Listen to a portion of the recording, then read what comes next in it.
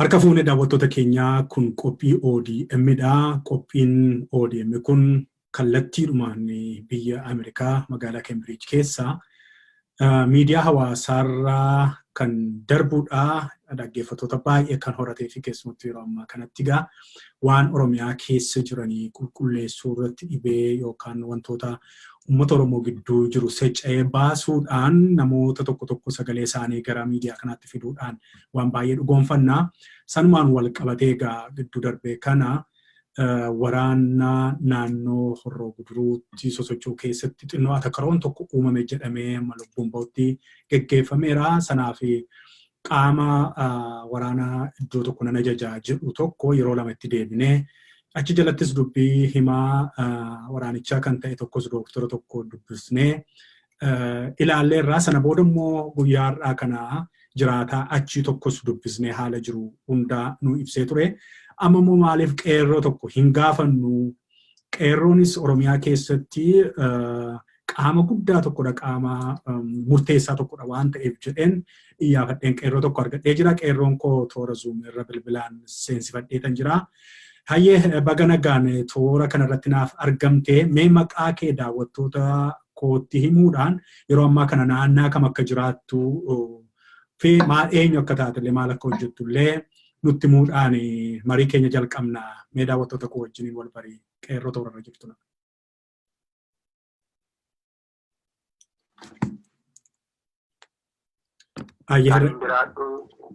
Godinuma kana keessa ta'e godina Horroo Guduruu Wallaggaa aanaa Jaardagaa jaartee ganda Akkayyuu keessa jiraata naannoo sanaati. Dabalaa mul'atu naan jettee qeerroon. Dabalaa mul'ata. Dabalaa mul'ata. Galatoomi qeerroo dabalaa mul'ata.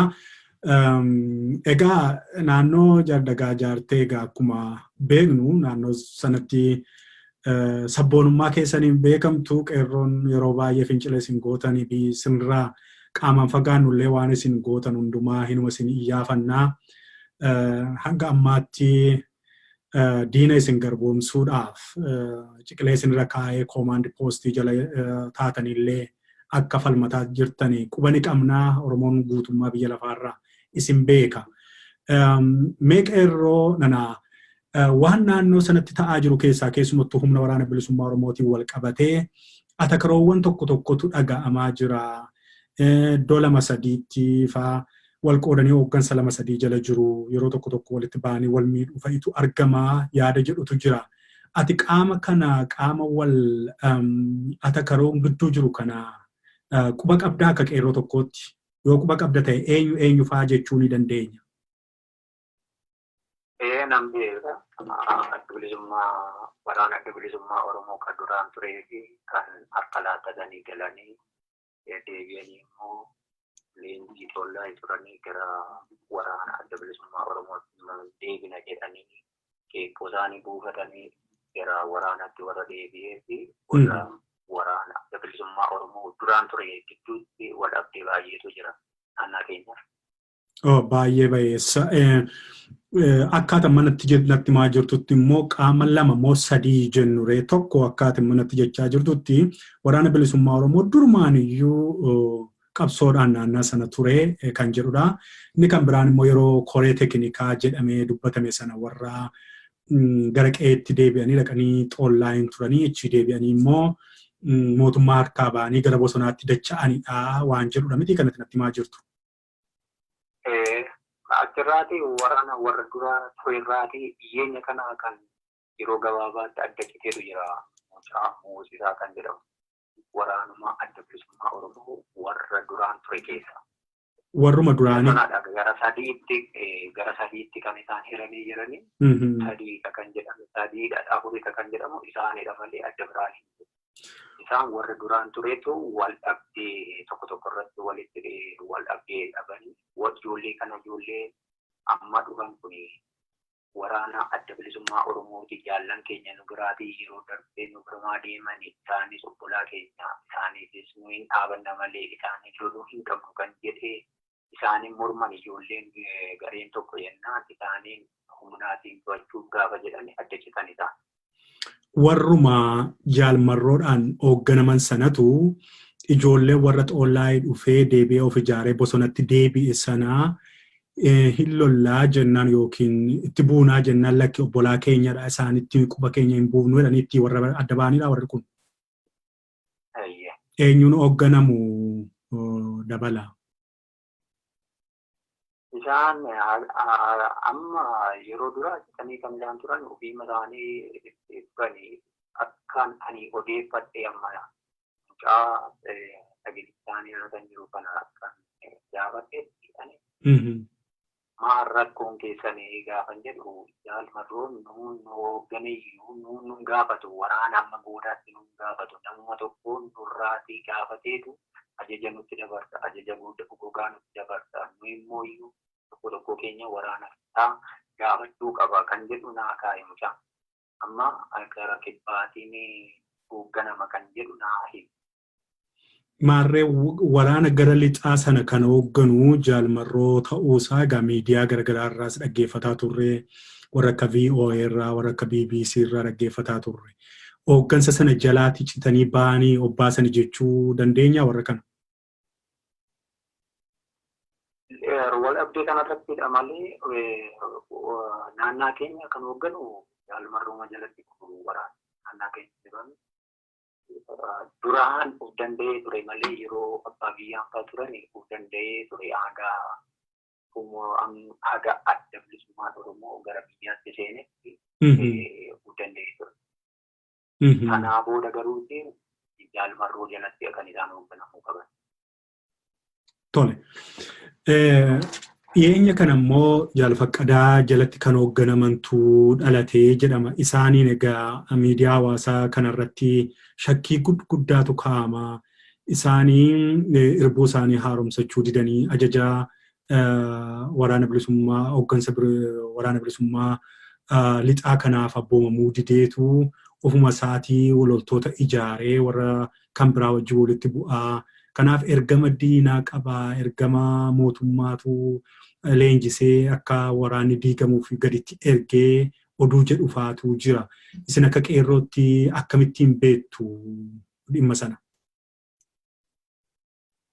Kun mootummaan kan ergee otoo hin ta'in dogoggorri Faqqadaan fa'aa hojjetanii fi ijoollee warri tollaa hojjetanii dogoggora hojjetaniiru. Yeroo kanarratti rakkoon tokko isaa jiraatu rakkoon hooggansa isaanii wajjin wal qabate yeroo sanarratti diinaraatiidha kan isaan hoogganaa ture rakkoo yeroo sana akkaataa galan godhamaniiru galaniiru dogoggora uumanii waraanaa meeshaa dhaabaa gashanii waa tokko balleessaniiru yeroo dogoggora sanaatti itti gaafatamuu eenyullee hin hafu boorullee. Namni birree qarshii dhaabaas ta'e meeshaa dhaabaa balleesseetti diinaaf taate dhaabaas namni diinaaf taate booruu itti gaafatamuun isaan oolu kun eenyuyyuu tokkoon keenya waan gaafatamuu dandeenya. Akka man'eetti illee nuyillee akka qeerrootti illee gaafatamuu dandeenya booruu rakkoo kanaa geessineeti.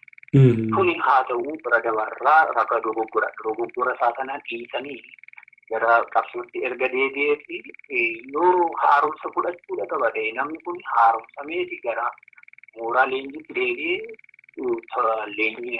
uummata isaaf namni dhaabbatu qaama bilisaatiin dhaabbateeti uummata isaaf tajaajila malee dhaabaluuti yoo ani si eeyyame malee hin hojjetu kan jedhamu sun dogoggora yoomiin dogoggora waan ta'eef namni kun erga jalqabeeti qabsoo jalqabe ufee gara kanaatiin quunname karaa keenyallee nuyi haga tokko qeerroo deemneerra jaarsoliitiin illee deemneerra walitti fidu danda'amne isaan diinarraa ergamanii dhufanii akka jedhanii irratti farra jedhu.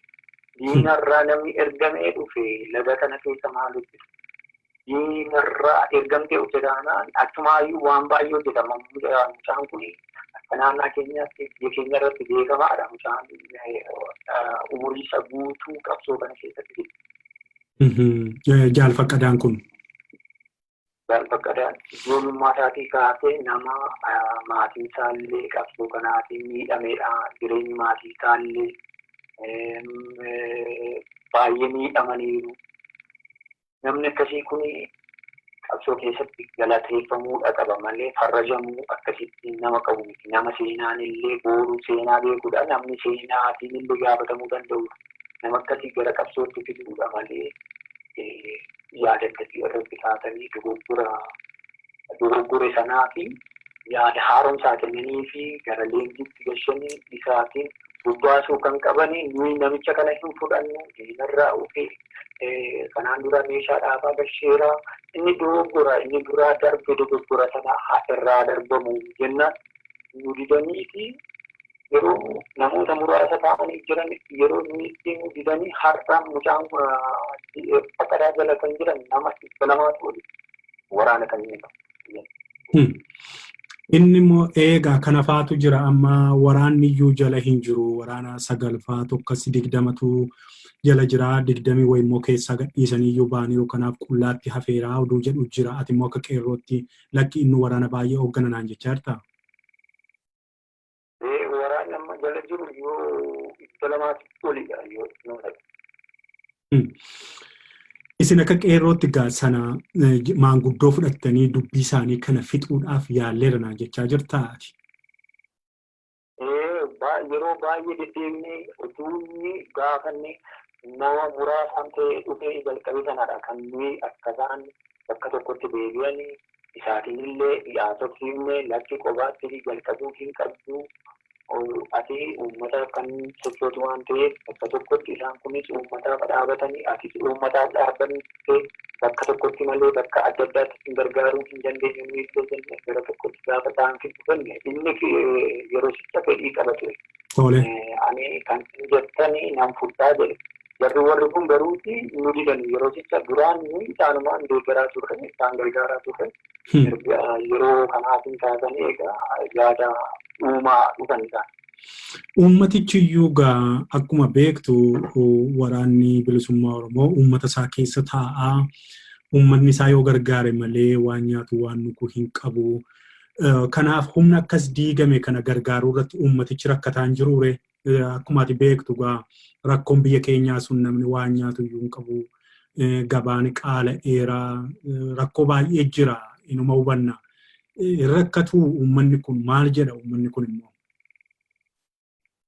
Uummanni baay'ee rakkachaa jira ammayyuu rakkoo baay'ee keessa jira. Mootummaan karaa isaanii karaa isaa dhufee uummata reebaa sinin nyaachisa warra shanee kana sinin nyaachisa jedhee sinitu jiraachisa jedha. Qeerroo immoo manatti iyyuu argamu guuru yeroo waraanni dhufu kun lagatti baqatta laga jiraatta baay'inaati.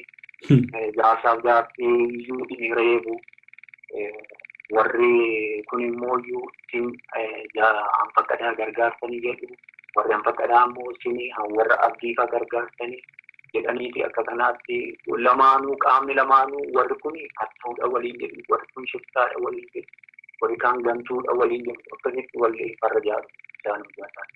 Baay'ee nama gaddisiisa dhugaatti. Egaa walitti bu'anii immoo beekuu dabala walitti bu'anii qaamni gidduutti miidhame jira ijoollee keenya keessa. Yeroo tokko amma kan lagarratti eeggatanii kan yaal Abdiisaatiin hoogganaman ijoollee Faqqadaa kana utuu isaan reeshina fidatanii dhufanii fi laga keessatti Abdul bakka jedhamutti namoota meeshaa maleeyyii adeeman kana rukutanii nama 2 irraa ajjeesanii nama 1 rukutanii gadhiisu. Yeroo sana uummanni tasgabbeessee ijoolleen illee garatti deemuu fennaan loluu fennaan lakkisaa dhiisaa jedhaniiti dhiisan yeroo sicha Faqqadaa faati. Erga sanaa fi booda immoo yeroo 2 guyyaa tokko gara naannaa makeenyaa irratti dhufanii isaaniin ijoollee bakka jiranitti ijoolleen warra Faqqadaa bakka jiranitti warra Abdii dhugaatanii ennaan warra Abdii warra Faqqadaa baqatanii warra Abdii kanaan sana dhuunfatanii kanarraa darbanii guyyaa tokko immoo iyyuu bakka gara Jaarroo jedhamutti waraanni itti hanni Faqqadaa jiranii dhaqanii uffata irratti bananii guyyaa kanas ijoolleen homayyuu osoo ta'in jalaa ba'anii gaafa sadaffaa bakka utuu isaan mana nyaataa jedhanii mana uummataa keessatti mana uummataa utuu mandara keessa utuu isaan jiranii bakka nyaataa utuu isaan nyaata nyaachaa jiranii dhaqanii itti naanna'anii akka diinaa itti naanna'anii uffata irratti bananii wal uffatanii nama lama keessatti kan irraa wareegan. Kan Abdiisaa kan wareegamee jira. Abdii nama jedhamutu hoogganagaa kan warra Marroo sana miti? Abdii eebbisaa nama jedhamutu hoogganaa. Abdiin abbaa muraasaa waan akkasii. Isaan jalaagaa ijoollee lamatu waraana keenya keessa waraana lamatu wareegamechi immoo.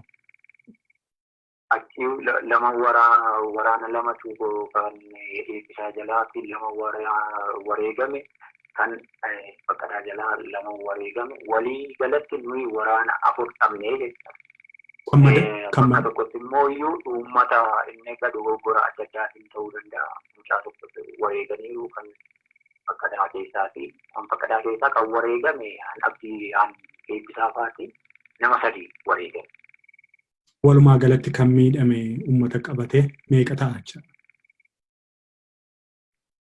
Uummata qabatee waraana keessa nama 5 wareegame gammaatti kan waliin isaanii wal waraananii wareeganii. Sababuma Atakaroo kanaatiin waraanni 5 wareegameera.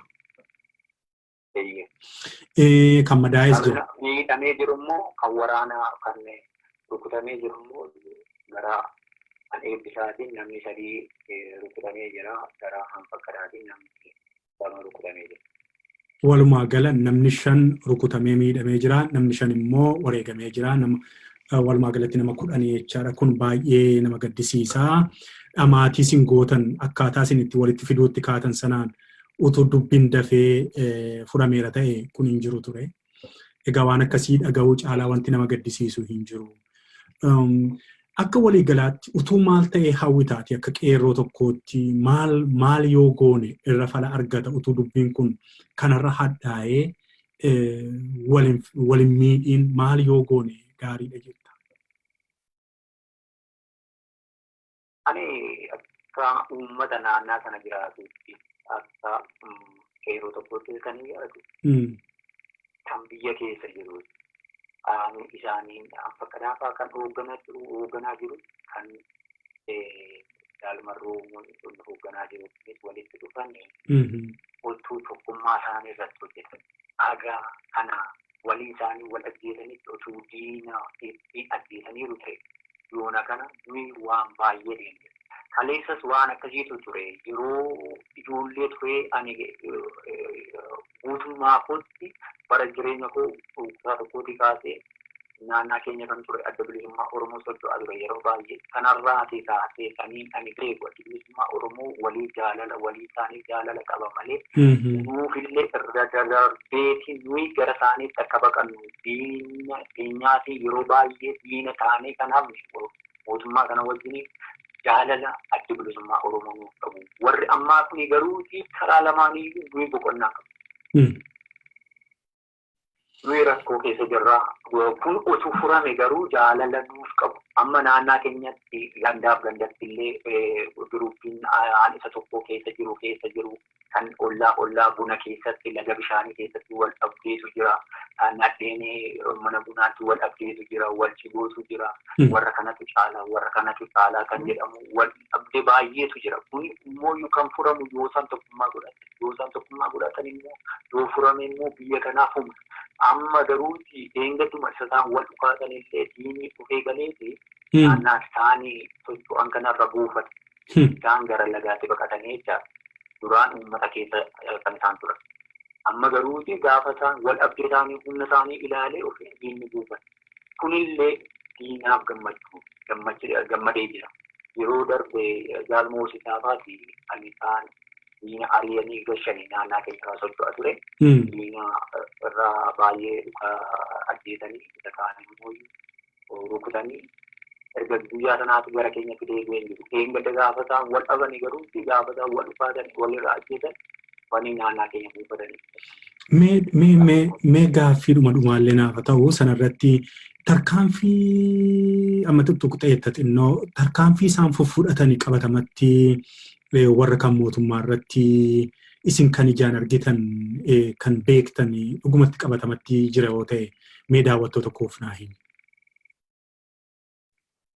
Ani yeroo baay'ee tarkaanfiin kan fudhatamaa ture kanneen amma erga warri toollaa dhufaniiti warra toollaa baay'inaatiin fudhate magaalaa keessa magaalaa irratti illee naannoo 26 kan isaan boombii irra buusanii dhaabamsiisanii yeroo isaan gadi deeman illee bakka kaampiitti illee waraana mootummaa fageenya kan isaan rukutan akka yuurratti illee kan isaan rukutan qaama mootummaa kan rukute yoo dhugaa dubbanne kan Faqqadaa.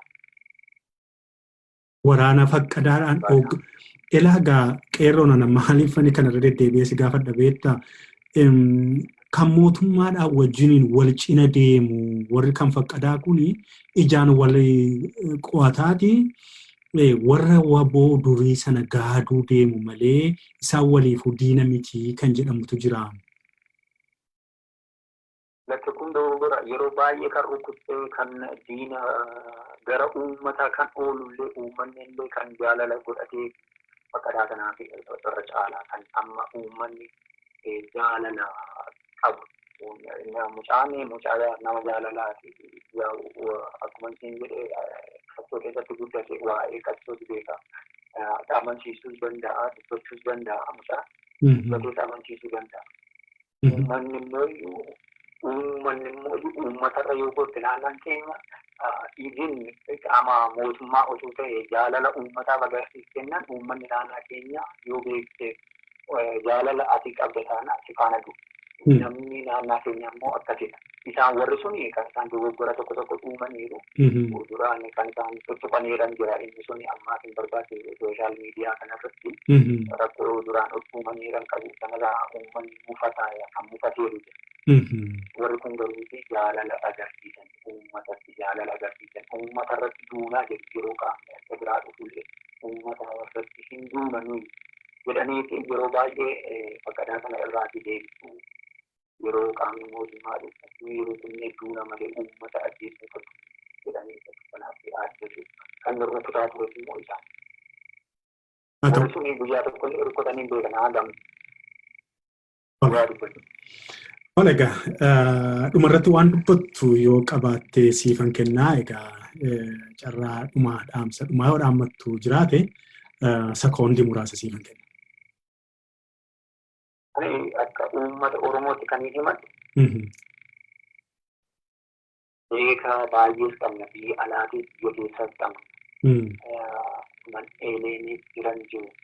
Isaanillee waraana adda bilisummaa Oromoo adda bilisummaa Oromooti. Namni guyyaa tokko lagatti bahee bule uummata Oromoo ta'ee kamiyyuu qabsoo gaggeessennaan uummatichaaf dhaabateera. Kanaaf bakka sadiitti warri hiraman kun bakka lama warri jiran kun gara hooggansa tokkotti dhufanii gaaddisa jala yoo ta'an diinaaf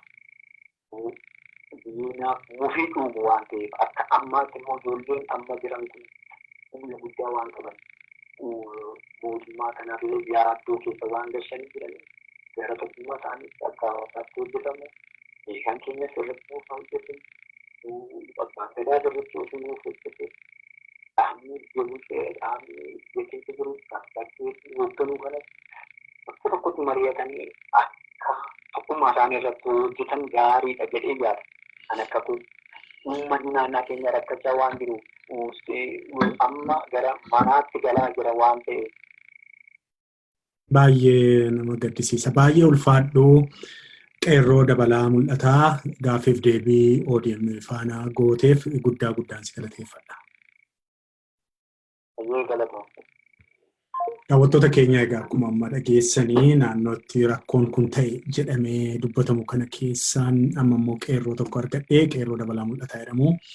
Maal ilaaltu naannoo keessan maaltu jira jedheen akkuma nama isa faana haasaa taasisetti uummanni baay'ee rakkachaa akka jiru eenyuun illee gargaaruu eenyuun maal gochuu akka danda'u kana biraan immoo diinni yookiin mootummaan humna irra kaa'ee akka gidirsaa jiru yeroo isaan wal ta'anii rukutan iddoo sanaallee humni akka baqatu amma garuu sababa isaan walitti bu'uu sanaa carraa argatee akka miila itti buutattaa jiruu fi kan kana dhagaa kan qeerroon kun dhukkubsatee dubbatu irra caalaatti immoo nuti hin jaallannaa ijoollee qeetii waan jedhuu fi tariigaa warri qaamni isaa ilaallatu dhimma naannoo sana jiru akka furtan akka irratti hojjettan akka uummata kana haara galfachiistan uummanni keenya miidhamaadha. Isumaayyuu miidhamaa ta'ee ka'ee immoo deebi'ee manatti namni gosa qabaa, balbala qabaa, maal qabaa kana kanarraan kan ka'e namni wal gaareffatee akka miidhamaa jiru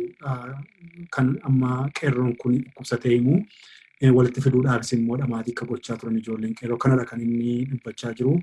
Walitti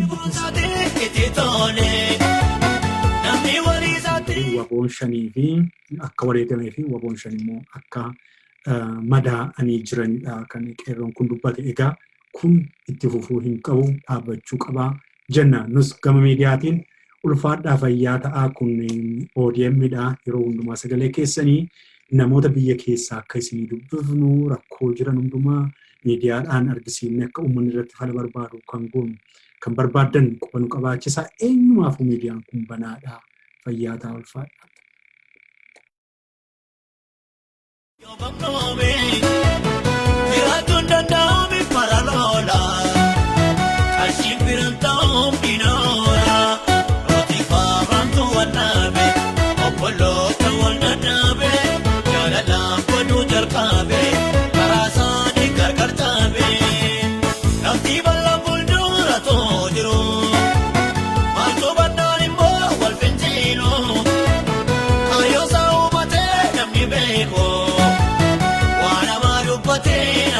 Daawwattoota keenyaa kun qophii ODM'dha.